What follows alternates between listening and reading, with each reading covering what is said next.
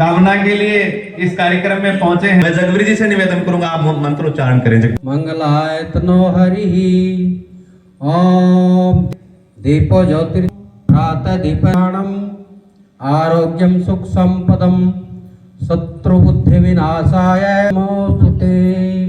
सारे सारे परमा वीणा पुस्तक धारणीम भयदाम हस्ते स्फटिक माली। राजवीर जी, आप शिक्षक रूप में आप हिस्सा ले रहे हैं, स्वागत करें राजवीर जी का। बहुत अच्छा गाना था। मेरी मातृभूमि मंदिर है, मेरी मातृभूमि मंदिर है, मेरी मातृभूमि मंदिर है, मेरी मातृभूमि मंदिर है। श्वेत हिमालय श्रृंग बना है, श्वेत हिमालय श्रृंग बना है। शिव का तांडव बल अपना है, शिव का तांडव बल अपना है। भगवा ध्वज यश गौरव वाला लहराता फर फर है, मेरी मातृभूमि मंदिर है, मेरी मातृभूमि मंदिर है। वीर शिवा राणा से नायक, राणा से नायक, सूर्य और तुलसी से गायक, सूर्य और तुलसी से गायक। जिनकी वाणी काल जयी है, जिनका यश चिर स्थिर है, मेरी मातृभूमि मंदिर है, मेरी मातृभूमि मंदिर है। स्वाभिमान की बलवेदी पर, स्वाभिमान की सतिया लाख हुई न्योछावर, सतिया लाख हुई न्योछावर। संतों ऋषियों मुनियों वाली भारत भूमि मिहिर है, मेरी मातृभूमि मंदिर है, मेरी मातृभूमि। हमको जो ललकार रहा है, अपना काल पुकार रहा है, अपना काल पुकार रहा है। विश्व जानता है भारत का प्राचीन रुधिर है, मेरी मातृभूमि मंदिर है, मेरी मातृभूमि मंदिर है, मेरी मातृभूमि मंदिर है, मेरी मातृभूमि मंदिर। धन्यवाद। देखिए, जब भारत माता का नाम आता है, हमारे बीच में सेना के अधिकारी भी बैठे हैं, भारत माता का जब नाम आता है तो रोंगटे खड़े हो जाते हैं। उस भारत माँ के हम सभी पुत्र हैं, उसकी संतान हैं, तो आज उसी के निमित्त हम हिंदू सम्मेलन कर रहे हैं। बड़ा सौभाग्य की बात है, बहुत सारी बातें हमारे बीच में होंगी। एक छोटी सी प्रस्तुति, और हिंदू स्कूल के ही हमारे बच्चे हमारे बीच में एक प्रस्तुति लेके आ रहे हैं। राधा कृष्ण का सॉन्ग है, उसके बाद हम वक्तव्य शुरू करते हैं। तो एक बार पूरी एनर्जी के साथ हम श्री राम जी के नाम का उद्घोष करेंगे। मेरे साथ, मेरे बाद सभी बोलेंगे, बोलिए जय श्री राम। सम्मानित मंच पर विराजमान देवतुल्य आदरणीय हमारे महंत योगी संजीव नाथ जी, शिव मंदिर बूढ़ा खेड़ा, आप सभी, इनका जो व्यक्तित्व है वो किसी परिचय का मोहताज नहीं है, फिर भी एक प्रोटोकॉल है हमारा, जिसके माध्यम से हम एक के बाद एक का परिचय हम रखते हैं। उनके साथ ही बैठे श्रीमान घनश्याम जी, जो सह विभाग संघ चालक है। संघ ने हमें सिखाया है कि 100 वर्षों का कैसे संघर्ष पूरा किया, किस प्रकार से आज ये भारत है, इस भारत में हम कैसे खुली सांस ले सकते हैं, आज हम मनमर्जी का कुछ भी कर सकते हैं। इसको किसी पार्टी विशेष से न जोड़कर हम केवल हिंदुत्व और हिंदुस्तान के साथ जोड़े, वही हमारे लिए सौभाग्यपूर्ण होगा। उसके साथ ही जो है श्रीमान मनदीप दुहन जी, जो हम सबके बीच में बड़े साधारण व्यक्तित्व के साथ जो है बैठे हैं, लेकिन इनका व्यक्तित्व इतना साधारण नहीं है। इन्होंने अपना पूरा जीवन संघ के अंदर इस प्रकार से झोंक रखा है कि आज इनकी साधारणता का परिचय है कि हम जैसों को आगे करके ये हमारे जनसाधारण के यानी हम सब के बीच में बैठे हैं। इन सब का कार्यक्रम में पहुंचने पर पूरे हिंदू समाज की तरफ से, न कि जुलाना वासियों की तरफ से, पूरे हिंदू समाज की तरफ से जो है मैं पूरा अपना आभार प्रकट करती हूँ। साथ में सम्मानित सभा आप सभी का भी आभार प्रकट करती हूँ कि आप वो वक्तव्य सुनने आए हैं जिससे हम अपने परिवार का, अपने समाज का, अपने देश का हित कर सके। यूं तो आज जुलाना में 4 से 5 कार्यक्रम है। मोस्टली हमारी भीड़ जो है, भीड़ के कुछ पायदान के लोग जो है उन सभाओं में सम्मिलित हैं, लेकिन आप कुछ विशेष हैं।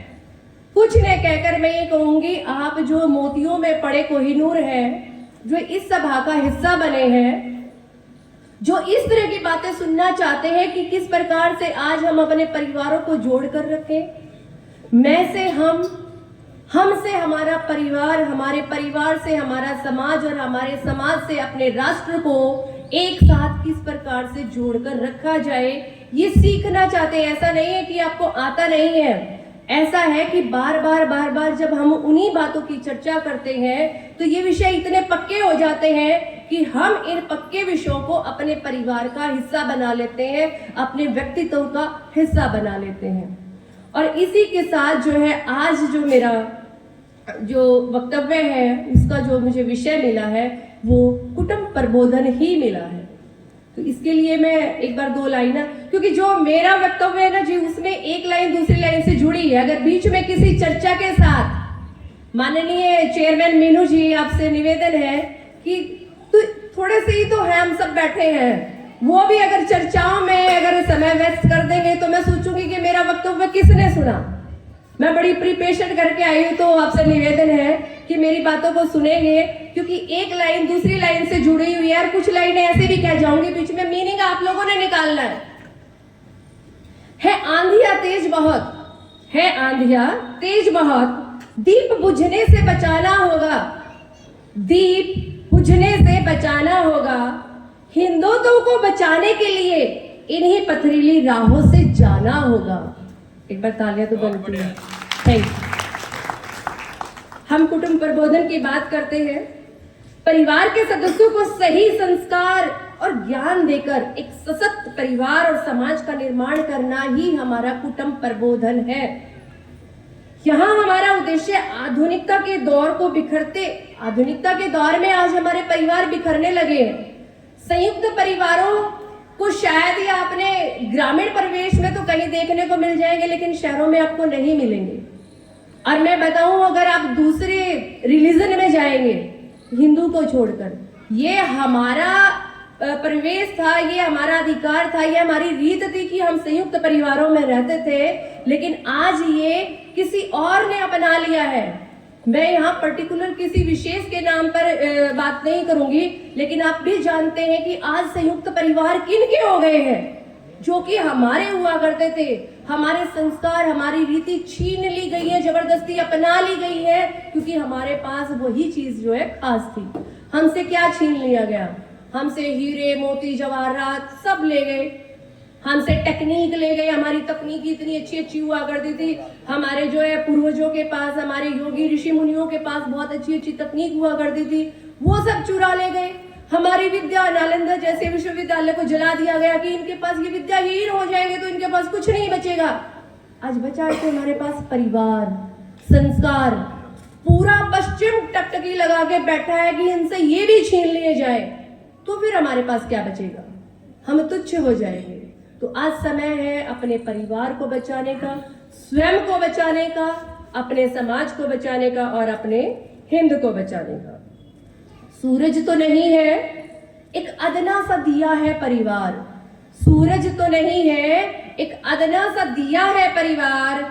जितनी इसकी बिसात है, जितनी इसकी बिसात है, उतनी रोशनी कर रहा है प्रत्येक परिवार रोशनी कर रहा है। अगर हम परफेक्ट तरीके से उस परिवार को अपने समाज में रिप्रेजेंट करते हैं, एक दूसरे से देखकर सीखते हैं हम सब कि इस परिवार में किस प्रकार की वेशभूषा पहनी जाती है, इस परिवार को किस तरह के आचरण ये परिवार अपनाता है, जो कि सब इसको सराहते हैं। तो जो परिवार सबसे अच्छे प्रकार से सराहा जाता है, हमें उसकी रीस करनी चाहिए, ईर्ष्या नहीं। आज रीस की बजाय पड़ोसी क्या करने लगे, ईर्ष्या करने लगे। हाँ, इसी के पास ये बच्चे, इसका बच्चा तिलक लगा के जाता है, ये और पोखा पंडित करने लग गए। तिलक हमारे पूर्वजों को देखेंगे कि माथे पर तिलक लगाना एक साइंस फैक्ट भी है। मैं उस पर नहीं जाऊंगी, आप सब भली भांति परिचित है, क्योंकि गूगल का जमाना है और फोन पर आप सभी चीजों को अच्छी प्रकार से जान लेते हैं। लेकिन तिलक हमारी जो है संस्कृति का भी एक हिस्सा है कि हिंदू है तो माथे पर तिलक लगाकर बाहर निकलेगा, और इसका एक साइड फैक्ट भी है। तो पश्चिम सभ्यता हमारी वो चीजें अपनाकर आज आगे निकलने की होड़ में है, और हम सब अपनी ही संस्कृति को ढकोसला या फिर बाहरी आडंबर कहकर नकारने लगे हैं।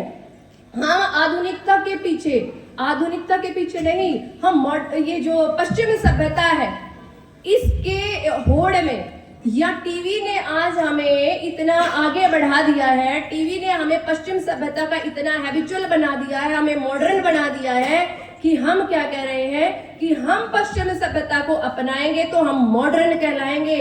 मॉडर्न नहीं, सही मायने में आप फूड़ कहलाओगे, जो हमारी भाषा में कहता है।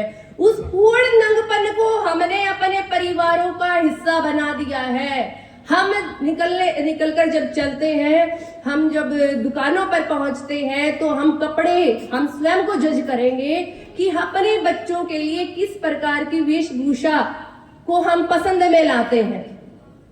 अब पीछे ट्रेंड आया था कि बहुत सारी कटी फटी जींस पहनने लगे थे। कपड़ा तो सदैव तन ढकने के लिए पहना जाता है। हम जो है उस सभ्यता को न अपनाए जिससे कि हमारी संस्कृति नष्ट हो जाए। संस्कार के कुछ केंद्र बिंदु भी बताए गए, जैसे परिवार का पहला विद्यालय उसका घर होता है, उसको सिखाने वाली उसकी माँ होती है, उसके पिता होते हैं, उसके दादा, उसके पूर्वज, मतलब उसके घर के बड़े होते हैं। ये भी कहा गया है कि जिस घर में बुजुर्गों का साया होता है, उस घर का आंगन अपने आप में स्वर्ग होता है। इस पर तो तालियां बनती है ना, बहुत सारे बुजुर्ग बैठे हैं। मैं अपने आप बजवा लूंगी जी, मुझे लग रहा है बीच में सो जाओगे आप लोग, सूर्य की रोशनी आप पे पड़ रही है। जिस घर में हमारे बुजुर्ग होते हैं, उस घर को जो है हम अपने आप में स्वर्ग की भांति देखते हैं। लेकिन आज क्या है कि बुजुर्ग अगर हमें बात बात पर टोक दे तो हमें क्या लगता है, सारा दिन बिरडाण का काम है। ऐसा नहीं है, उनके पास बहुत सा अनुभव है, वो अनुभव हमारे काम आ सकता है।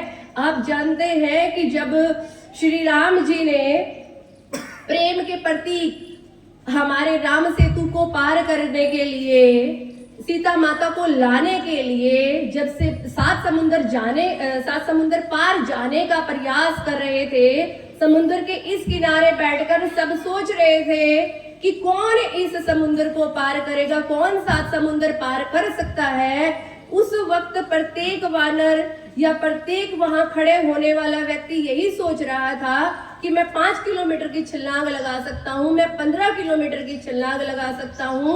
उस वक्त वो उन सब में एक बड़ा परिवार का सदस्य है, आप सब परिचित भी होंगे। कौन थे उनके साथ? जामवंत जी खड़े थे। वो अपनी उम्र और अनुभव के माध्यम से जान पा रहे थे कि इस कार्य को केवल और केवल कौन कर सकता है, हनुमान कर सकते हैं। तो हमारे पूर्वज, हमारे जो बुजुर्ग हैं, उनके पास अनुभव की कमी नहीं होती। उन्होंने हनुमान को जाना, पहचाना और उसके पास जाकर कहा कि भाई कौन सी सुत में, कौन सी विचार में तुम बलवाना, किस विचार विवश में तुम खोए हुए हो, ये कार्य तो केवल और केवल तुम कर सकते हो। तुम्हारे पास वो शक्तियां हैं, तुम्हारी शक्तियों को याद दिलवाकर जो है मैं तुमसे ये कार्य करवाऊंगा। और जैसे ही उनसे मोटिवेशन मिला, उनको जामवन जी से मोटिवेशन मिला, तो उन्होंने क्या किया, एक बड़ी सी छलांग लगाई, जिससे कि वो 7 समुंदर पार भी चले गए। इसको अगर हम इधर से वापस लेकर आते हैं, अपने परिवार के साथ जोड़ते हैं, तो मेरा कहने का तात्पर्य ये है कि हमारे घर के जो परिवार का जो बड़ा सदस्य है, उसके पास बहुत सारी नॉलेज होती है जो हम यंगस्टर एज में सुनना ही नहीं चाहते। हमारे पास वो पेशेंस ही नहीं होती कि हम इत्मीनान से उनके पास बैठकर उनके अनुभव को थोड़ा सा ग्रहण कर ले। मेरा आपसे आग्रह है कि वो अब समय बीत गया, हम लोग, आप जो है मेरे से बड़े भी हैं यहाँ, मेरे से छोटी उम्र के भी बैठे हैं, मेरी उम्र के भी हैं, हम सब ने ये भली बातें देखा है कि हमारे पास बड़ा परिवार हुआ करता और हम उनके पास भले ही अपने पिता के पास ना बैठे, लेकिन चाचा, ताऊ, दादा, दादा का भाई और उन सब के पास बैठ के वो अनुभव अपने अंदर ग्रहण किया करते थे। लेकिन कमी कहाँ है, हम सब शिक्षित हैं, हम सबको उन चीजों के बारे में भली भांति जानकारी है। कमी ये है कि जो ज्ञान हमने ग्रहण कर लिया वो अपने पास ही रख लिया, हमने अगली पीढ़ी तक वो जाने ही नहीं दिया। हमारे पास समय ही नहीं है कि हम अपने उस ज्ञान को अपने बच्चों के साथ ही साझा कर ले। तो आज जरूरत है, वक्त की मांग है। अगर हमने अपने संस्कार और संस्कृति अपने बच्चों को नहीं दी तो अगली पीढ़ी हमारी खोखली रह जाएगी। इसी के साथ इन नैतिक मूल्यों को अपनाते हुए हमें अपने परिवार को सक्षम बनाना है। साथ में दूसरा पॉइंट जब हमारा आता है तो वो है स्मार्टफोन। स्मार्टफोन से दूरी बनानी होगी। एटलीस्ट जब हम अपने परिवार के साथ संवाद कर रहे हैं, हम क्या करते हैं कि मैं यहाँ, पिता बैठा है, पिता के पास फोन पे फोन आए जा रहे हैं, साथ में माता भी बैठी है, बच्चे भी बैठे हैं, सब बैठे हैं, लेकिन पिता अपने फोन में बिजी है। जब हम संवाद करते हैं या भोजन ग्रहण करते हैं, एटलीस्ट उस वक्त तो हम उस फोन को साइलेंट करके एक साइड में रख दें कि ये मेरा वक्त मेरे परिवार के लिए है, मेरे बच्चों के लिए है, भोजन के लिए है। ये हो सकता है कि फोन जो है हमारे जीवन का अनिवार्य वस्तु बन गई है, भौतिक वस्तु बन गई है, इसके बिना हम कोई भी कार्य करना संभव नहीं मानते। उसमें जरूरी जानकारी भी आती है, ऐसा नहीं है कि वो बिल्कुल वेस्ट है, उसमें जरूरी जानकारी भी आती है, लेकिन जरूरी जानकारियों का भी अपना एक समय हो और परिवार को हम समय देना भी सीखे। उसके बाद परिवार संस्कृति को बचाना है तो सप्ताह में केवल सप्ताह में केवल एक दिन एक साथ बैठकर 1 घंटा अपने परिवार के लिए दें। जो आप बताना उनको चाहते हैं उनकी बातें सुने। आपके पास नहीं है कुछ बताने को तो अपने बच्चों की बातें सुने। आपकी नई जनरेशन के पास इतना कुछ है बताने के लिए, बच्चे लालायित होते हैं क्या कि आज दिन भर की चर्चा मैं अपने पिता से करूं, मैं अपनी माता से करूं। माता जो रसोई में और घर के काम में व्यस्त है और पिता कमाने में व्यस्त है, फिर उस पूंजी का करोगे क्या जब बच्चों को संस्कार नहीं दे पाए तो ये भी हमारे लिए बहुत जरूरी है। बच्चों को संबंधों और समाज की वास्तविकता का अनुभव भी हमने ही करवाना है। हमें बताना है बच्चों को ये तेरा चाचा है, ये तेरा ताऊ है, ये तेरी मौसी है, ये तेरी बुआ है। इन रिश्तों के बारे में अगली जनरेशन भूलती जा रही है। हम तो फिर भी ग्रामीण परिवेश में है। शहरों के बच्चों से अगर आप पूछोगे बुआ कौन होती है, मासी कौन होती है, वो केवल एक शब्द जानते हैं, क्या? आंटी और अंकल। तो हमें जरूरत है, अगर हम अपने बच्चों को नहीं सिखा पाए तो आज तो हम ग्रामीण परिवेश में हैं, आने वाले टाइम में वो हमारे बच्चे देश में भी, बड़े शहरों में भी जाएंगे और विदेशों में भी जाएंगे, तो इन रिश्तों से अनभिज्ञ होंगे। और हो सके तो महीने में एक दिन किटी पार्टी करने की बजाय या किसी और तरह की पार्टी करने की बजाय या किसी शिमला मनाली जाने की बजाय बच्चों को कोई कारगिल जैसी जगह दिखा के लाए, कोई ग्रामीण परिवेश दिखा कर लाए, जहां से बच्चों को उन चीजों के बारे में भी जानकारी हो जो हमारे रूट्स हैं। अपने जड़ों की अगर बच्चों को जानकारी नहीं हुई तो फिर भी ये समाज संभल नहीं पाएगा। संस्कार केवल किताबों या व्याख्याओं से नहीं आता, बल्कि बचपन में हम छोटी छोटी चीजें, ये बच्चे आचरण को बहुत फॉलो करते हैं। मेरा पिता जब मेरी माता से बात कर रहा है या अपने पिता से बात कर रहा है, भले ही वो फोन पे है, उसका किस प्रकार का व्यवहार उसके साथ है, उसको देख के सीखता है। अगर आप अपने पिता को के है कह के बोलते हो और बच्चे से उम्मीद करते हो कि वो आपको पापा जी कहकर बुलाए, तो ऐसे में वो कुछ दिन डर के मारे तो कर देगा, लेकिन जो है उसके अंदर जो सीख पनप रही है उसको वो जिस दिन आजाद हो जाएगा, जिस दिन डर बाहर निकल जाएगा, उन चीजों को वो छोड़ता चला जाएगा। लास्ट में मेरे पास वक्तव्य तो काफी बड़ा था, लेकिन समय सीमा का ध्यान रखते हुए मैं यहीं पर अपनी चंद लाइनें बोलकर अपने वक्तव्य को विराम दूंगी। आदरणीय बंधु भगिनी, आज की भागदौड़ भरी जिंदगी में हमारे परिवार बिखर रहे हैं। यहाँ कुटुंब प्रबोधन सिर्फ परिवार के साथ रहना ही नहीं, बल्कि एक दूसरे के साथ भावनात्मक रिश्ता बनाना, उसके साथ जुड़ना ही परिवार की असली ताकत है। हमारा लक्ष्य जो है वसुधैव कुटुंब की भावना के साथ मजबूत और सांस्कृतिक परिवारों के माध्यम से गौरवशाली भारत का निर्माण करना होता है। और मैं 2 लाइनें अपने परिवार के बड़े बुजुर्गों के लिए भी कहना चाहूंगी। आपके बीच में जिन लाइनों को रख रही उसका भाव ही समझना कि टहनियों के पीले पत्ते मत तोड़ो, टहनियों के पीले पत्ते मत तोड़ो, कुछ रोज में खुद झड़ जाएंगे।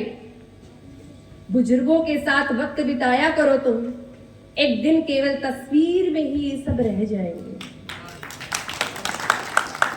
कभी खिला दिया करो उनको अपनी पसंद का भी, कभी खिला दिया करो उनको अपनी पसंद का भी, बुलाने पर श्राद्ध का कुछ खाया नहीं करेंगे। आज कर लेने दो उनको अपने हिसाब से, आज कर लेने दो, कहने दो उनको अपने हिसाब से, क्योंकि एक दिन सब कुछ तुम्हारे हिसाब से ही तो छोड़ जाएंगे। बार बार किसी बात पर दोहराने से उन्हें मत मना किया करो, एक दिन हमेशा के लिए वो खामोश हो जाएंगे। धन्यवाद। जय मां भारती। बहुत बहुत धन्यवाद अंतिमा जी, बहुत अच्छा वक्तव्य। परिवार है तो हम हैं, संस्कार हैं तो हम हैं। देश का जवान भगवान सम्मान है, धन्य है वह माँ जिसने इन्हें जन्म दिया, धन्य है वह माटी जिसका इन्हें जन्म लिया। छोटी सी उम्र जब सपना आयो देखा मेरे देश तेरे ऊपर भाई कुछ को नहीं देखा। देश की शान फौजी कुकर देश छोड़ दे, कुर्बानी दी हमारी खातिर कुकर मुंह मोड़ ले। फौजी मारे देश के रे, फौजी मारे देश के, 24 घंटे मौत आगे तड़ कर दिखावे से, भारत मां का वादा पूरा कर रवेंगे, मर जाएंगे दुश्मना ने मार के मरेंगे। फौजी एकला बतेरा चाहे लाख बदमाश भाई, दुनिया ते नाड़ी से फौजिया की बात, घर बार छोड़ कर देश खातिर जीवे से, दुख दर्द का जहर घुट घुट पीवे से, पीछे खातिर भाई कोई फौज में ना जांदा, 20-25 हजार में कोई जान ना गवांदा। देश खातिर जीन का जनून भी कुछ होवे से, पीछा एक कमाना होंदा लाख भी कमांदे, दुनिया भर के काम से गाड़ी भी खून कमांदे। किसी ने भी शौक नहीं, किसी ने भी शौक नहीं छाती में गोली खाने का, उन छोटे छोटे प्यारे प्यारे पड़काने रुआने का। बूढ़े माँ बाप करे एक ही औलाद थी, औलाद भी थी जो कति भी टफ औलाद थी। 21 की उम्र में शहीद हो गया था, पूरे गांव में किसी ने चूल्हा न जलाया था। भैया होगा मेरा लड्डू सन रात में सोई थी, लावे का घुमा कर लड्डू इन सपने में खोई थी। न सोच पाया कोई किस्मत उल्टा कोड खारी से, रे पहले से भाई की तो पेटी बंदकारी से, उठ ले रे भाई बस बहुत हो लिया, 2 घंटे से बैठी भाई बहुत सो लिया। क्या हो गया मेरे भाई क्या ते बांध ने रुआवे से, माँ बाबू ते भाई तू देखे ना तू जावे से, आज राखी बनवाऊंगा तू अपनी छोटी बांधते, बोल भाई तू कहतेगा इस लाडली सी बांधते, सब कवे भाई मेरा बोर्ड का ना आवेगा, लाडले भाई बता दे आज किते जावेगा, मेरे कन्ना राज भाई कोई बात ना, जाते जाते माँ बाबू के कानी ते लगा ले, मार लाग रे इन गले ते लगा ले भाई, गले ते लगा ले। धन्यवाद।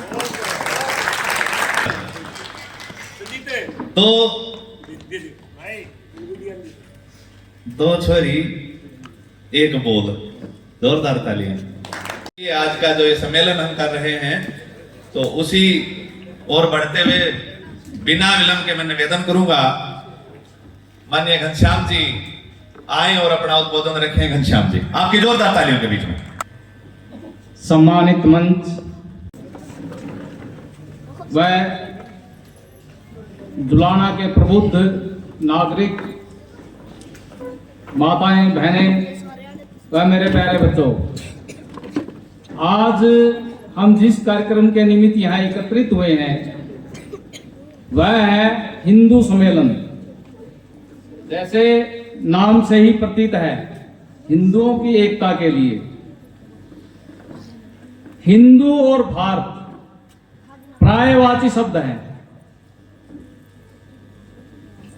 हिंदू एक जीवन जीने की पद्धति है, वे ऑफ लाइफ है, इसका एक स्वभाव है जो हमारे महापुरुषों ने हमारे को दिया है। भाई हमें किस तरह से अपना जीवन यापन करना चाहिए। सबसे पहला उदाहरण भगवान राम ने जो है हमारे को दिया। पिता ने वचन भरा, जहां राज तिलक की तैयारियां चल रही थी और सुबह सुबह उनको वनवास जाना पड़ा। जैसे हम कहते हैं प्राण जाए पर वचन ना जाए, तो इस तरह उन्होंने अपने पुत्र धर्म का जो है निर्वाह किया। तो इसलिए जो हमारे महापुरुषों ने हमारे को सिखाया है, तो उस तरह से हमारे को अपना जीवन यापन करना चाहिए।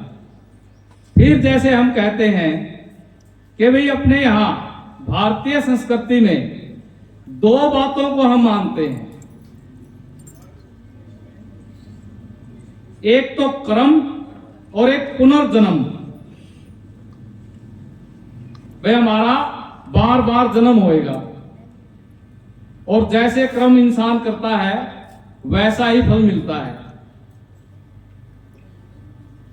महाभारत का युद्ध जब समाप्त हुआ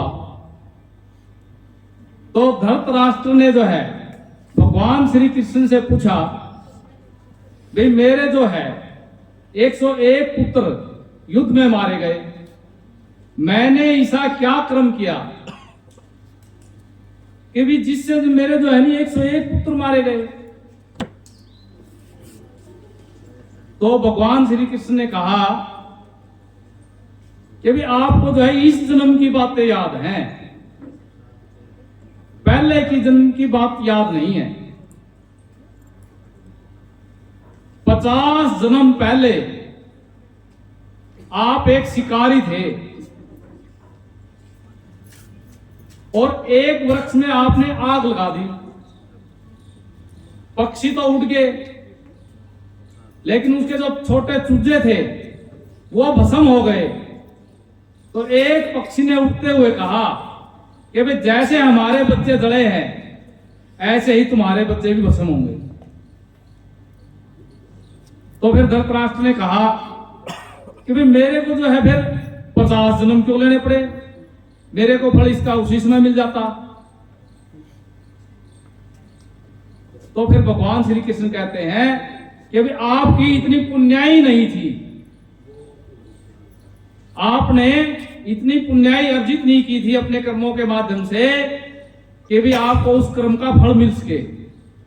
आपने 50 जन्म लिए, आपने अच्छे कर्म किए और आपकी पुण्याई एकत्रित हुई, फिर आप राजा बने और आपको 101 पुत्र हुए और फिर उसका फल आपको इन पुत्रों को वैसे मिला।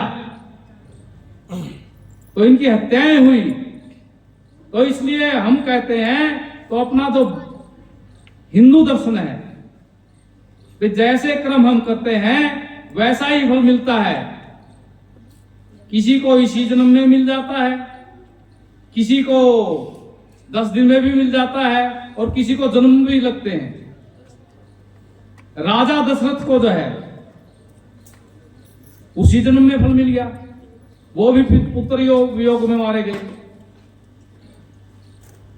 तो इसलिए फल जरूर मिलता है। तो फिर भगवान श्री कृष्ण से वो पूछते हैं कि भाई ये जो जीवन मरण है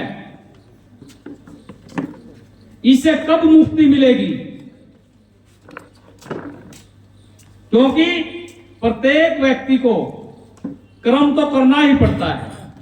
जैसे विद्यार्थी है, विद्यार्थी अपनी पढ़ाई करता है ना, उसका एक क्रम है। अगर वो क्रम ही नहीं करेगा तो फल कैसे मिलेगा? तो इसलिए प्रत्येक व्यक्ति को क्रम करना ही पड़ता है। लेकिन जो हम क्रम करते हैं, जो भी हम कार्य करते हैं, वो शुद्धता से, प्रेम से, निष्काम भाव से। अगर हम अपना व्यापार भी करते हैं, हम जो भी कार्य करते हैं, वो समाज के हित में भी हो, तो जो ऐसा हम कर्म करते हैं तो फिर हमें जीवन मरण से मुक्ति मिलती है। फिर बार बार यहां जन्म नहीं लेना पड़ता अगर हम अच्छे कर्म करते हैं तो इसलिए अपना जो हिंदू दर्शन है वो इसके ऊपर ही टिका हुआ है।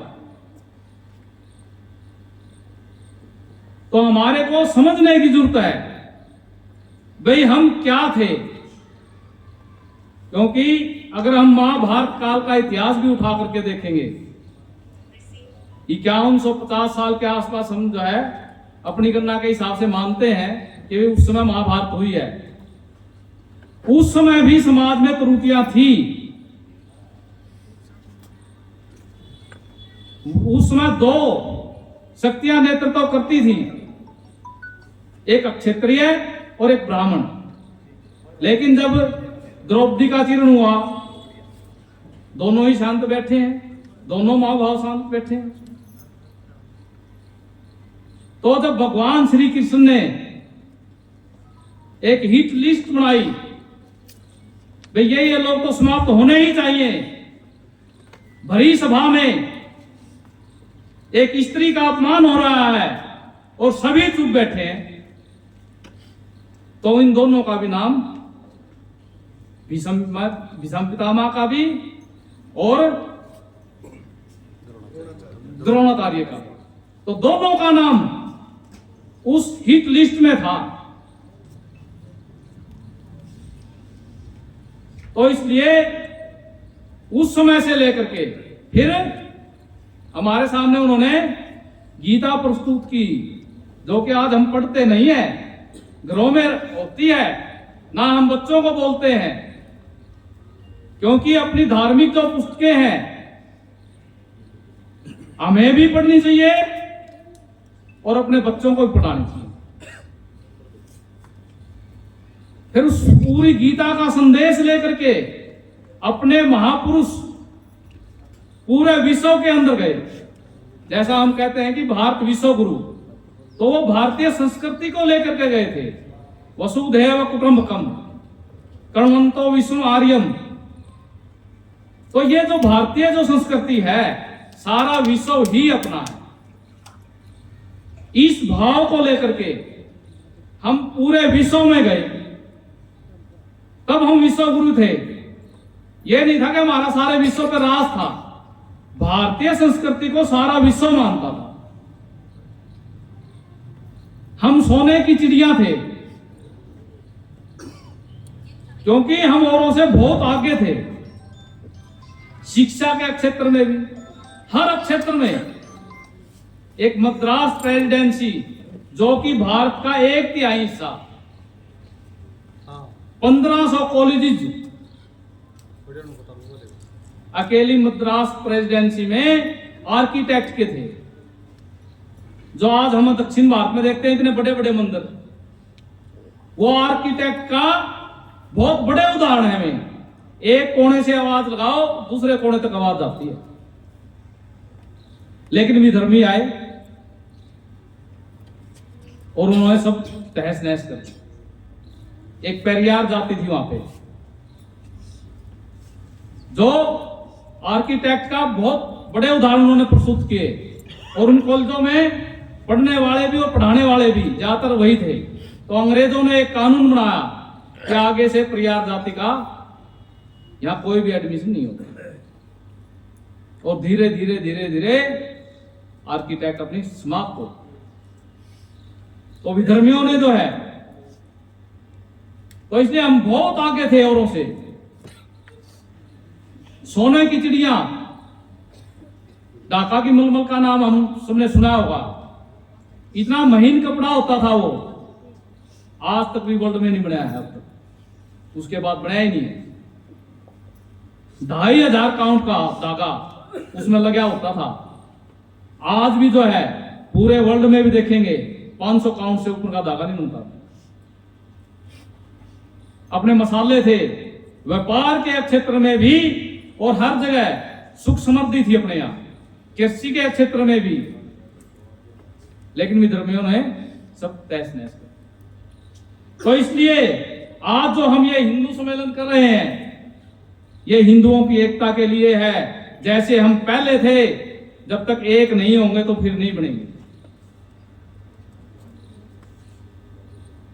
तो इसी विषय को लेकर के राष्ट्रीय स्वयंसेवक संघ की स्थापना हुई, क्योंकि उस समय यह लगने लग गया था कि अभी देर सवेर अब आजादी मिलने वाली है। अपना नौजवान देश के ऊपर काफी कुर्बानियां दे रहा है।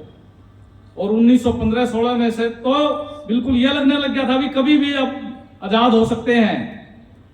लेकिन जिन्होंने संगठन की शुरुआत की, डॉक्टर हेडगेवार, उन्होंने सोचा भी हम गुलामी क्यों हुए, हम इतनी महान संस्कृति हमारी, हम हर तरह से सुदृढ़।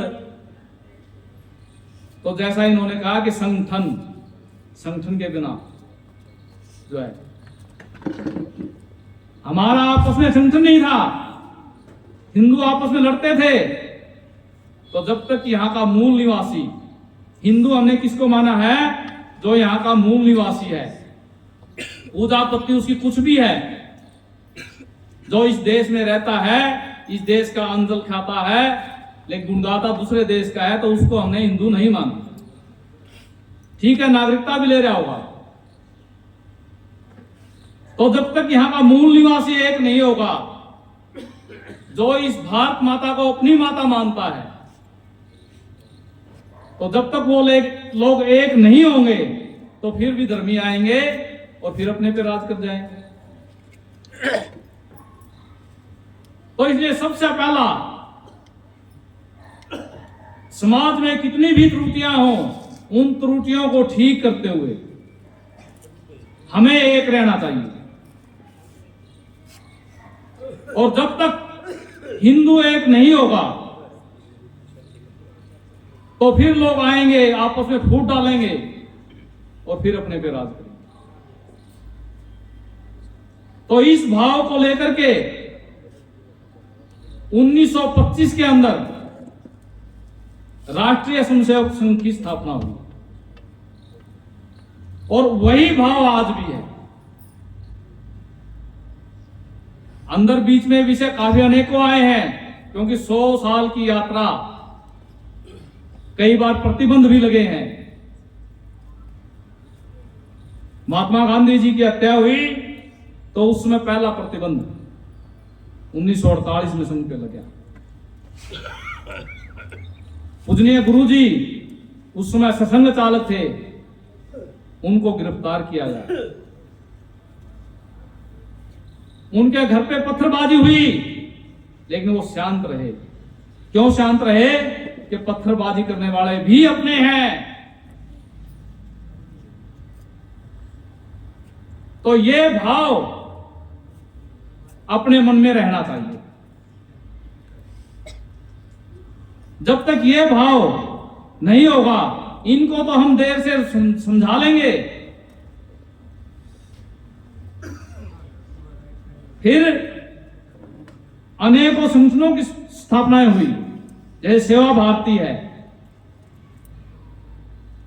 इसमें से ही, संगठन में से ही निकले हुए लोग, उन्होंने अपना संगठन बनाया सेवा भारती। और आज 1,50,000 सेवा के कार्य पूरे भारतवर्ष में चल रहे हैं। शिक्षा के क्षेत्र में विद्या भारती, अनेकों एकल विद्यालय भी जो है सुदूर, जहां कोई भी नहीं पूछ सकता, वहां विद्या भारती पहुंच चुकी। वनवासी कल्याण आश्रम,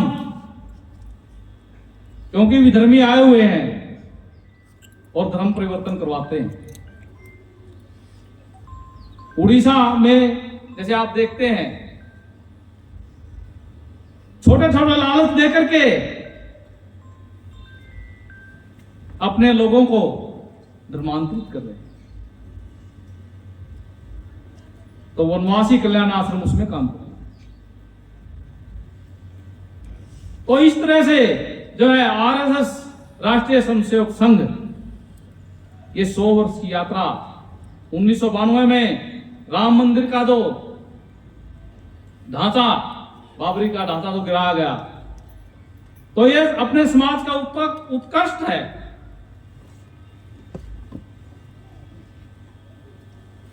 तो इसलिए जब हम एक होते हैं तो सारा विश्व एक होता है। अपनी संस्कृति भोगवाद की संस्कृति नहीं है। तो इसलिए आज का जो ये हिंदू सम्मेलन है, कई बार हम चर्चाएं करते हैं बातों की, लेकिन उन बातों पे हम अमल नहीं करते।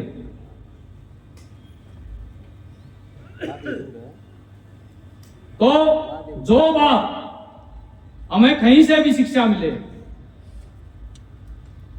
तो उस पर अमल भी करना चाहिए। और जैसे कुछ लोग तो आरएसएस में गए हैं, उन्होंने अंदर जाके समझा है भाई क्या है। जैसे एक बार अंधों के गांव में एक हाथी चला गया। हाथी उन्होंने कभी देखा नहीं, क्योंकि अंधे थे सारे। किसी ने पूंछ पकड़ी, ये तो रस्सी जैसा है, ये तो रस्सी है। किसी ने उसका पांव पकड़ा, भाई ये तो खंबा है। किसी ने उसका पेट पर हाथ लगाया, भाई ये तो दीवार है। तो नहीं पता लगा। तो इसलिए जब तक कोई भी विषय है उसके अंदर हम नहीं घुसेंगे, उसकी पूरी जानकारी नहीं करेंगे, तो नहीं मालूम। तो हमारे को जैसा एक रस अपना शरीर है, वैसा ही समाज बनाना है। जैसे एक बार अपने शरीर के अंगों में आपस में जो है लड़ाई छिड़ गई। आंखें कहने लगी मैं बड़ी, कान कहने लगे मैं बड़ा, जीव्या कहने लगी मैं बड़ी, मैंने बहुतों की लड़ाई करवाई है। दवंद छिड़ गया। तो फिर एक निश्चय हुआ कि वे प्रत्येक अंग शरीर का जो है शरीर से बाहर जाएगा, जिसके जाने से ये शरीर स्थिर हो जाएगा, वो बड़ा। तो सबसे पहले मस्तिष्क चला गया। शरीर तो चलता रहा, लेकिन लुंज पुंज अवस्था में चला। फिर आंखें चली गई, फिर भी शरीर चला गया। जब प्राण जाने लगे, सबने रोका कि भाई प्राण भाई आप तो चले गए, हमारा शरीर स्थिर होने लग गया है। तो ये अपनी आत्मा है। ये जो आपस का प्रेम है, आपस का भाईचारा है, ये शरीर की आत्मा है। अगर यही शरीर से निकल गई तो फिर कुछ नहीं बचता। तो इसलिए आपस में प्रेम, भाईचारा, और जैसा 100 वर्ष के निमित्त इस संदेश को लेकर के समाज में जाना है, तो 5 बातें जो है हमारे को प्रत्येक ने करनी है। वो स्वयं से लागू होती हैं और फिर समाज में हमें लेके जाना है। जैसा बहन जी ने बताया, परिवार प्रबोधन ये पहला विषय है। आजकल मोबाइल का जमाना है, सारा परिवार इकट्ठा नहीं बैठता। अगर भोजन भी करते हैं तो बेडरूमों में भोजन है। कभी सत्संग नहीं करते घरों में। कभी हम अपने परिवार के, अपने कुल के बारे में नहीं बताते अपने बच्चों को। अपने दादा का बारे में, परदादा के बारे में, भाई तेरा दादा ऐसा था, उनको पता ही नहीं। तो ये करणीय विषय है, ये नहीं है कि यहां से सुनी, एक कान से सुनी और दूसरे से निकाल दी, घर पे जाकर कुछ नहीं।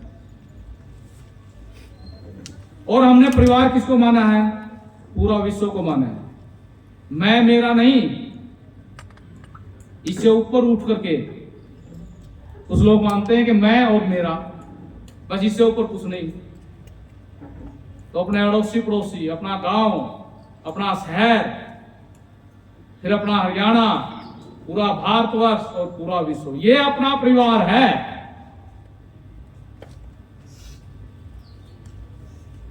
फिर दूसरा है सामाजिक समरसता। क्योंकि आजकल हम देखते हैं छोटी छोटी बातों को लेकर के समाज आपस में भिड़ जाता है,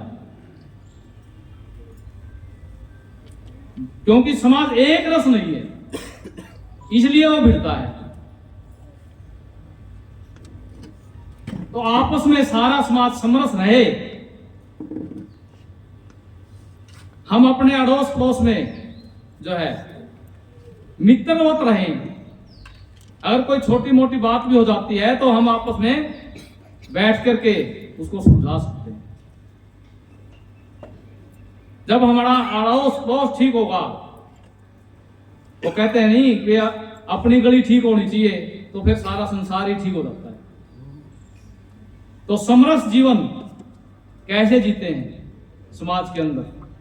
तो ऐसा भाव कि भी सारा समाज ही अपना है।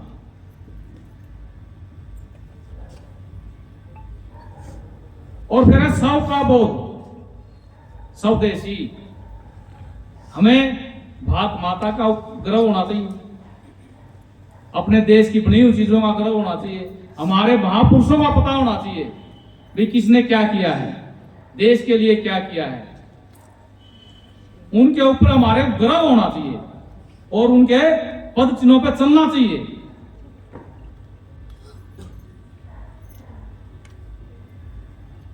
और फिर है पर्यावरण। आज सारा विश्व जो है इसे जूझ रहा है। हमें ज्यादा से ज्यादा पेड़ पौधे लगाने चाहिए, प्लास्टिक का प्रयोग नहीं करना चाहिए और पानी की भी बचत करनी चाहिए। ये तीन बातें ये अपने जीवन में अपनानी चाहिए, फिर दूसरा अपनाएगा।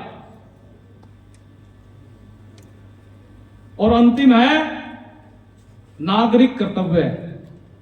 हम अधिकारों की बात करते हैं हर जगह, भाई ये होना चाहिए, ये होना चाहिए, लेकिन देश और समाज के लिए मेरा भी कुछ कर्तव्य है, ये नहीं सोचते। जब ये सोचेंगे कि भी ये देश मेरा है, ये समाज मेरा है, जैसे हम अपने परिवार के बारे में सोचते हैं,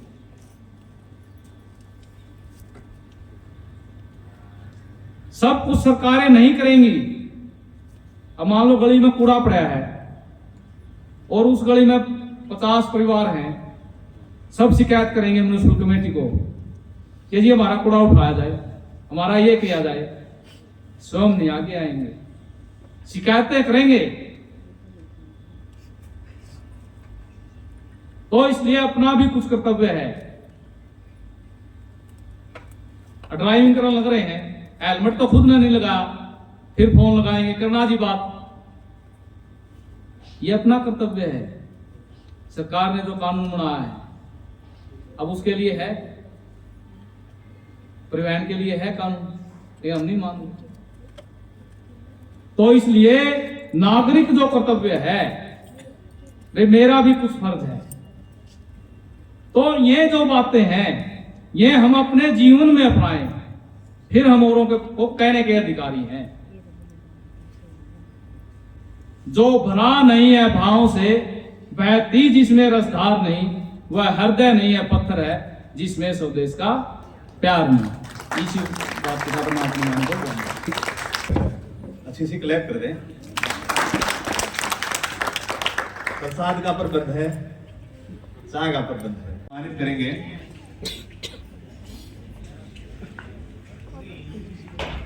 Stop. भी देनी है और प्रसाद भी देना है। चाय की कितनी बतानी है या चादरी हल्का हल्की। आ जाओ जी, फोटो मत आ जाओ। ठीक है श्याम जी साथ रहेंगे सभी। महाराज जी पीछे कर दिए।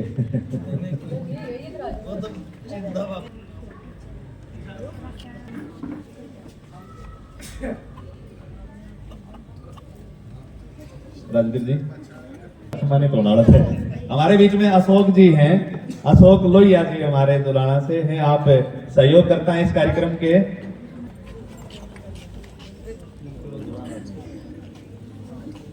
रोशनलाल जी प्लीज मंच पर आए आप भी। 10 आए तो सारे हैं, 10 तो सारे देने हैं। रखी उन्होंने मुख्य सहयोग किया है। हमारे बीच में टेंट का सहयोग किया है, बिल्कुल फ्री। इस कार्यक्रम को हिंदू कार्यक्रम मना रहे हैं। विकास नेहरा जी जो नेहरा टेंट हाउस है उसमें वो बढ़िया थी मतलब। हाँ।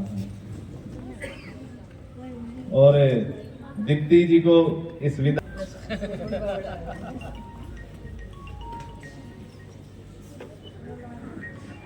हमारे घर के है ना, जहाँ तुम्हें ला गया तो मंच पर इन्होंने मना कर दिया था।